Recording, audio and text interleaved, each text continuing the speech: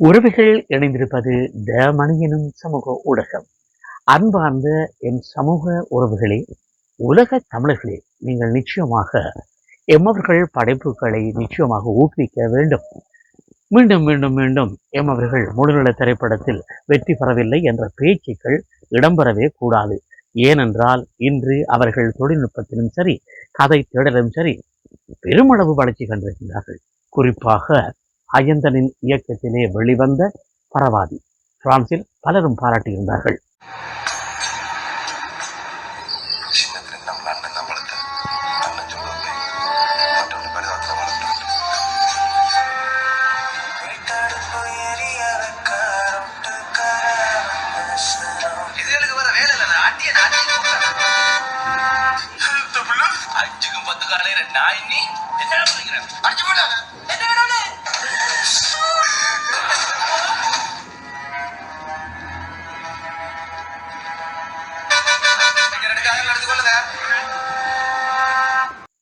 தாய் நிலத்திலும் கூட திருகோணமலையில 22/3/2025 மண்டபம் நிறைந்த மக்களோடு நானும் பார்க்க சென்றிருந்தேன். இதில் குறிப்பாக ஒரு விஷயத்தை நான் இந்த இடத்துல சொல்லணும். என்னென்னு சொல்லி சொன்னால், படம் ஆரம்பிப்பது 3 மணிக்கு, அதாவது பிற்பகல் 15க்கு.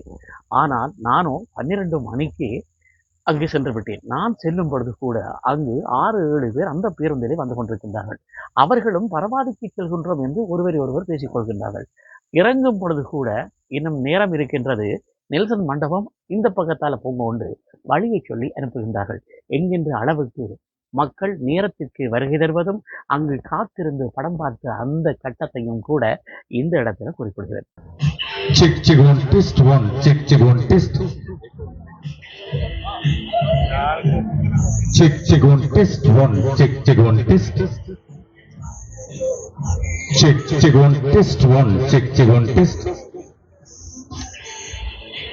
இது மட்டுமல்ல, படம் ஆரம்பிக்குவதற்கு முன்னர் கொஞ்சம் கவலையாக இருந்தது என்றால், அந்த படத்தை ஆரம்பிப்பதற்கு முன் கொஞ்சம் தாமதமாகிவிட்டது. அந்த தாமதத்துக்கு காரணம் புகழாரம். இது நிச்சயமாக எமக்கு தேவை, கட்டாயமாக தேவை. ஆனால் இதனை கொஞ்சம் படம் முடிந்ததுக்கு பிறகு செய்திருக்கலாமே என்ற கேள்வியும் எனக்கு இருக்கின்றது. ஏனென்றால் படம் பார்ப்பதற்கு எல்லோருமே உற்சாகமாக இருந்தார். இதோ உங்களுக்காக அகிலனுடைய திரைப்படத்தின் முன்னோட்டத்தை தொடர்ந்து பரவாதி திரை இதோ திருகோணமலையின் நெல்சன் திரையரங்கில் இருந்து ஈழத்தின் சினிமா ரசிகர்களின் பார்வைக்காக இதோ தருவதில் மிக்க மகிழ்ச்சி அடைகின்றோம். தயவு செய்து விளக்கியெல்லாம் ஓட்டிடுங்க, ஓபன் பண்ணி வச்சிருங்க. ஐ எம் ரெடியா? ரெடி?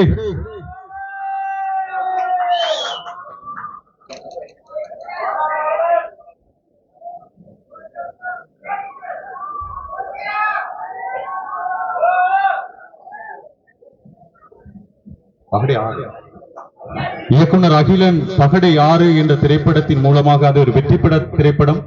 ஏனென்றால் படம் பார்ப்பதற்கு எல்லோருமே உற்சாகமாக இருந்தார்கள்.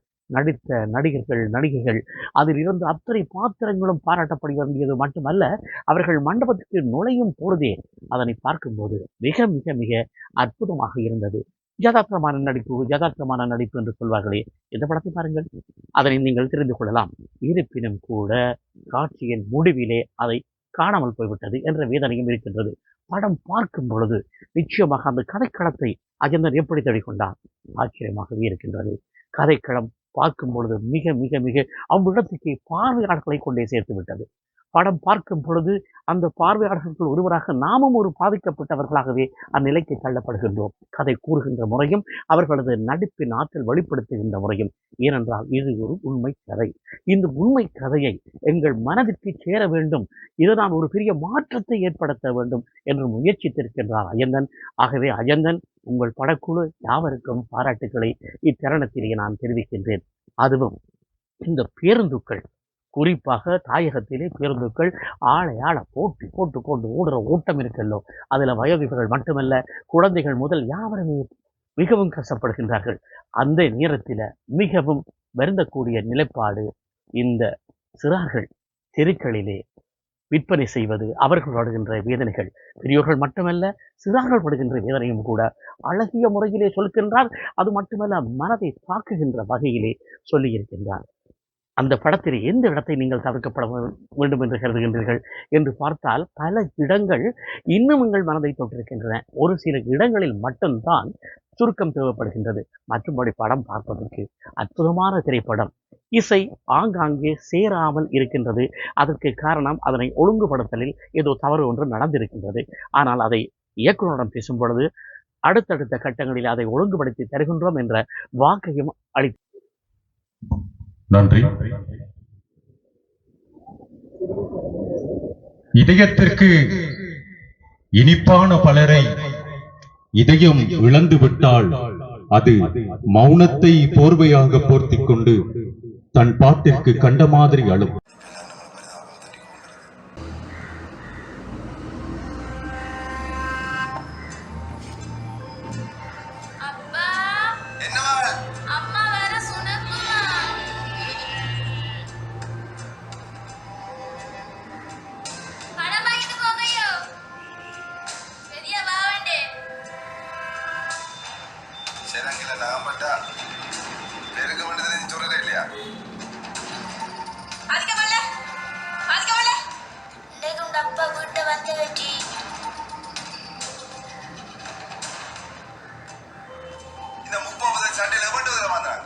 சோத்துக்கு வழி இல்ல, திமிர் வேற என்ன?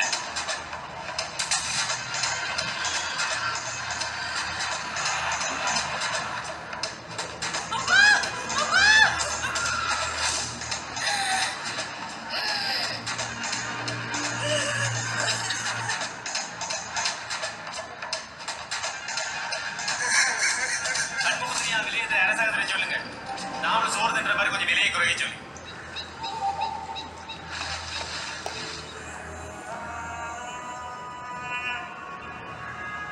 ஒரு சமூகத்துக்கு தேவையான விடயம், ஒரு சமூகத்தின் அவலம், இதன் உண்மைத்தன்மை இருப்பதனை அப்படியே அப்பட்டமாக மக்கள் முன் காட்டுவதுதான் உண்மையான கலை. இதனைத்தான் அயந்தன் கையாண்டிருக்கின்றார்.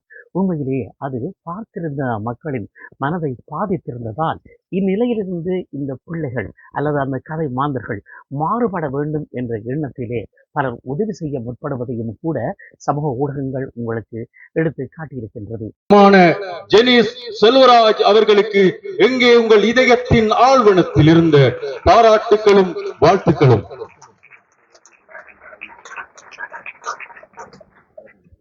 அவரை தொடர்ந்து லண்டனில் வசிக்கும் இயக்குனர் பாடசாலை நண்பரும் அவருடைய பள்ளி தோழரும் ஆன பாலசுப்பிரமணியம் ஸ்ரீலதன் அவர்கள் வெளிநாட்டிலிருந்து 50,000 ரூபாய் இங்கே வழங்கியிருக்கிறார் பிள்ளைகளுக்காக. அவர் வர முடியாத காரணத்தினால் HNB வங்கியினுடைய பிரதேச முகாமையாளர் பிரதீபன் அவர்களை அன்போடு இந்த மேடைக்கு அழைக்கின்றேன். திருகோணமலை தமிழர்களின் கரங்களால் எங்கள் சத்தத்தினால் திரறி போகட்டும் வாழ்த்துக்களும் பாராட்டுக்களும். இதோ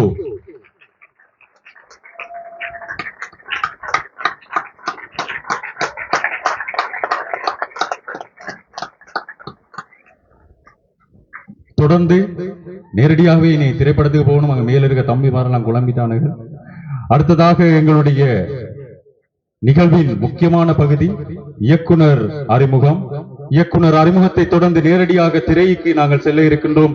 வெள்ளி திரையில் இன்றைய நாள் பரவாதி திரைக்காக இங்கே வந்திருக்கும் ஈழத்து கலைஞர்களை இதயத்தின் ஆழ்வனத்தில் இருந்து நேசிக்கும் என்னுடைய திருமலைவாழ் சொந்தங்களே, யாழ்ப்பாணத்தில் பிறந்திருந்தாலும் இந்த மண்ணில் வந்து இந்த மண்ணுடைய கலைஞர்களை அவர்களுடைய திறமைகளை வெளிக்கொணர்ந்த வேறு பிரதேசத்தில் பிறந்திருந்தாலும் எங்களுடைய அஜந்தன் என்கின்ற எங்களுடைய தொப்புள் கொடி உறவுக்கு எங்களுடைய நன்றிகளை பாராட்டுக்களை அவரை பற்றி அறிமுகத்தை தருவதற்காக பிலிப் முருகையா அவர்களை அன்போடு அழைக்கின்றேன். திரைப்படம் பார்க்கும் பொழுது எல்லோரும் மனதிற்கும் சேரக்கூடிய வகையிலே இருந்தது. அது மட்டுமல்ல, ஒரு கிறிஸ்தவ பாதிரியார் அவர்கள் வந்திருந்தார். வந்த பொழுது அவரது கருத்து பலருக்கும் பிடித்திருந்தது. ஏனென்றால் எல்லோரும் அதே கருத்தோடு ஒன்றித்திருந்ததுதான் இங்கே குறிப்பிடத்தக்கது. நான் நினைக்கவில்லை அந்த கேள்வியை கேட்கும் பொழுது ஒரு புழுதிக்காட்டின் கதையை அப்படியே தத்ரூபமாக ஈழத்தமிழ் சினிமாவுக்கு அவர் வழங்குவார், ஈழத்தமிழர்கள் அதில் முழுவதும் பெருமைப்படுவார்கள் என்று நான் அப்பொழுது நம்பவில்லை. அஜந்தன் ஒரு நாடக கலைஞன் அல்லது ஒரு நல்ல நடிகன், ஒரு நல்ல எழுத்துருவாக்கி என்று மாற்றத்தில்தான் நான் அறிந்திருந்தேன். ஆனால் பரவாதி ஒரு புழுதிக்காட்டின் அவலத்தை வீதி நெடுக நாவல் படங்களை ஆய்ந்து கொண்டு அதை தங்கள் வயிற்று பசிக்காக விற்கின்ற குழந்தைகளின் கதையை தத்ரூபமாக ஈழத்தமிழ் பரப்பிற்கு செய்திருக்கின்றார். அஜந்தனினுடைய இந்த எழுத்துருவாக்கம் இயக்கம் சம்பந்தமாக நான் ஒன்றும் உங்களிடம் பேச வேண்டிய அவசியம் இல்லை. ஏனெனில் நீங்கள் படத்தை பார்க்க போகிறீர்கள், வெளியே ஊடகங்கள் நிற்கின்றன, அங்கே உங்கள் கருத்துக்களை சொல்லிவிட்டு போங்கள்.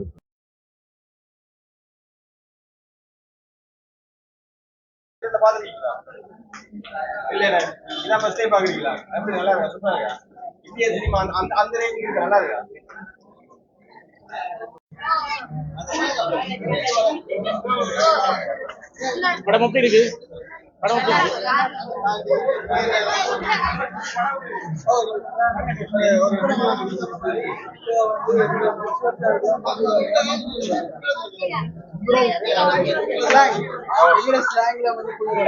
எங்கட மொழி படம் கனெக்ட் ஆகுது.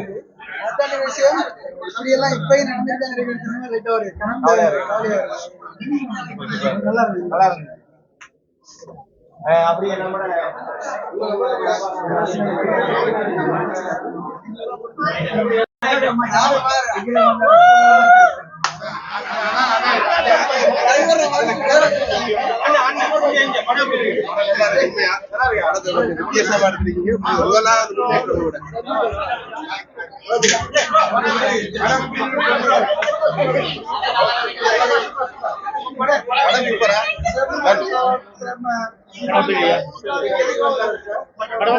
நல்லா இருக்கு. இன்னும் நல்ல படம்.